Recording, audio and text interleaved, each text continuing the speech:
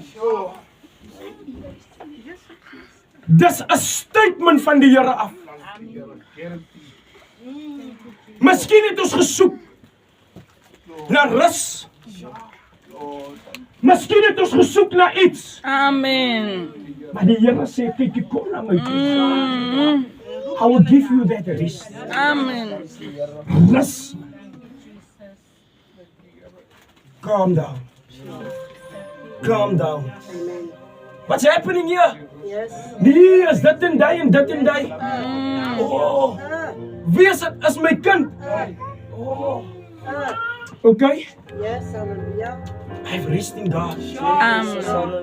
Here, ek het my gedeelte gedoen. I did show him the life. Here, ek is by rus. En jy wat nog nie rus het nie, kom na die Here. Kom na die Here toe. Miskien vra jy jouself af, Here, hoekom kom dit aan die regie? Hoekom kom dit aan die regie? En waarom dit? Kom na my toe, sê hy. Amen. Kom na my toe. En ek sal jou die rus gee. Dankie, Here. Ek wil hê dierbaar is die genade van die Here. In die beginning as jy jou bekeer, al lyk dit nog 'n bietjie so. Hou aan. Hou aan. As hy sê, ek sal jou die rus gee. Hou aan vir dit. Hou aan. Amen. Hou aan. Amen. 'n Babatjie. As 'n babatjie begin loop, waar is die ma? En as dit dan so nie, dis om jy te maar die ma is so bly as die baba die eerste stap gegee het. Hier is die ma hier agterna. Die deur kom met die werk. Ek wil jou iets vertel. Die eerste ding wat die man dink is geld. Nou, die kind loop. Die kind loop. Jesus.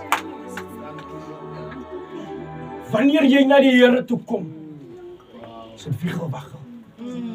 Here, hoe nou? Here, hou aan. Don't ever stop.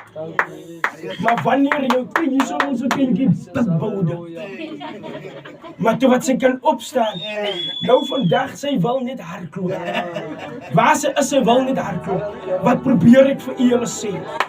As die Here sê ek sal jou rus gee. Dis 'n belofte wat die Here gee. Dis 'n uitnodiging wat die Here vir ons sê. Miskien voel jou lewe vandag, Here niks. Plaas nog. Here niks is nog regie. Maar hy sê kom na my toe. Kom na my toe. As jy vermoed, as jy belas is, kom na my toe. Maar sometimes as ek die kinders van die Here is om ons saam ons self kan dit dinge.